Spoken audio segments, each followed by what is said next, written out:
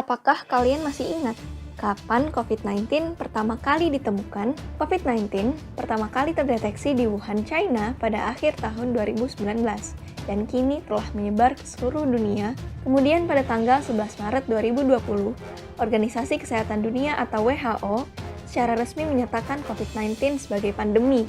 Tetapi apakah kalian tahu bahwa virus ini sebenarnya sudah masuk ke Indonesia sejak awal Januari? Sayangnya, pemerintah Indonesia tidak langsung menutup akses penerbangan di Indonesia, sehingga virus ini bisa masuk ke Indonesia dan menyebar dengan cepat ke daerah-daerah lain. Jumlah tenaga medis yang gugur selama menangani pasien COVID-19 di tanah air terus bertambah. Pada 24 Agustus lalu, Ikatan Dokter Indonesia atau IDI melaporkan 688 orang dokter meninggal dunia, 648 orang perawat, 387 bidan, dan 70 tenaga kesehatan lain meninggal. Dampak yang ditimbulkan oleh COVID ini terus meluas. Dunia pun berpacu dengan waktu untuk mencari cara membasmi virus yang penyebarannya cukup agresif, yaitu vaksinasi salah satunya yang sudah ditemukan.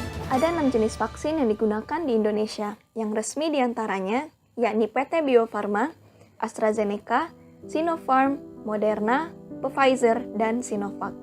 Meski diproduksi oleh produsen yang berbeda, pada dasarnya 7 vaksin ini memiliki cara kerja yang sama.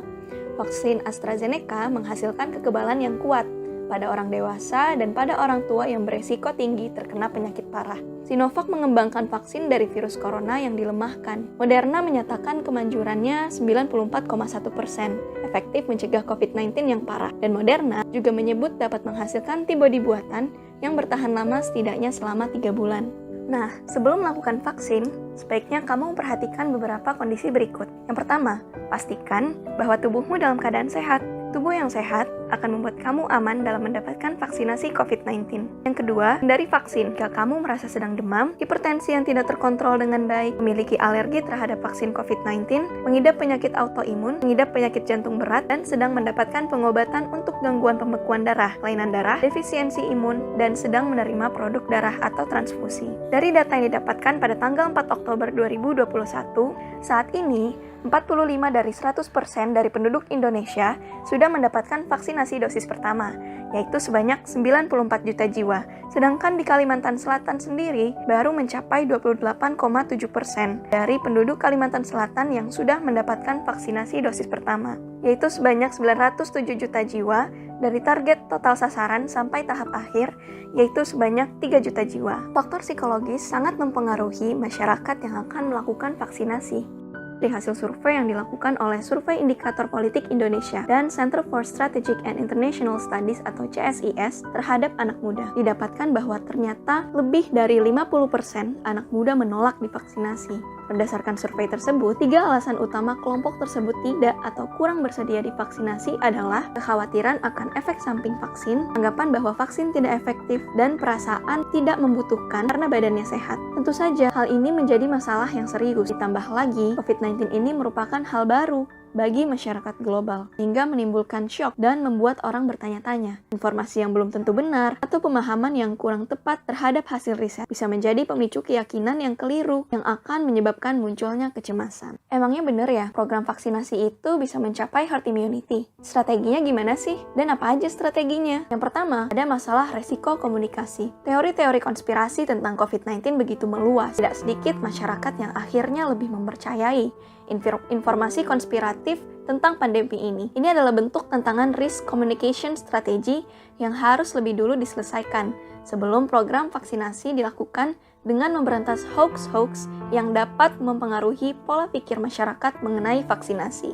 Yang kedua, kapasitas tes COVID-19. Secara estimasi epidemiologi, kasus COVID-19 harian di Indonesia sudah menyentuh paling minimal 20.000 kasus. Ini artinya kapasitas testing jauh dari memadai untuk mendeteksi kasus harian yang sedemikian seriusnya. Yang ketiga, melandaikan kurva. Tantangan lain yang harus dihadapi, yakni upaya melandaikan kurva infeksi COVID-19 saat ini, sebab angka reproduksi harus ditekan seminimal mungkin. Yang keempat, memastikan standar vaksin COVID-19. Kualitas dan kuantitas dari vaksin vaksin yang akan dipergunakan harus dipastikan memenuhi standar, tidak hanya nasional dan global. Akan tetapi, juga harus disesuaikan dengan konteks Indonesia. Yang kelima, ada target 100% pada kelompok utama. Ada beberapa kelompok penerima vaksin COVID-19 yang akan diprioritaskan, masuk diantaranya petugas medis, kontak tracing, TNI dan Polri, aparat hukum, tenaga pendidik, tokoh agama, aparatur pemerintah, dan lain sebagainya. Namun, untuk mencapai target itu tidak mudah, sebab selain tidak boleh luput dalam mengidentifikasi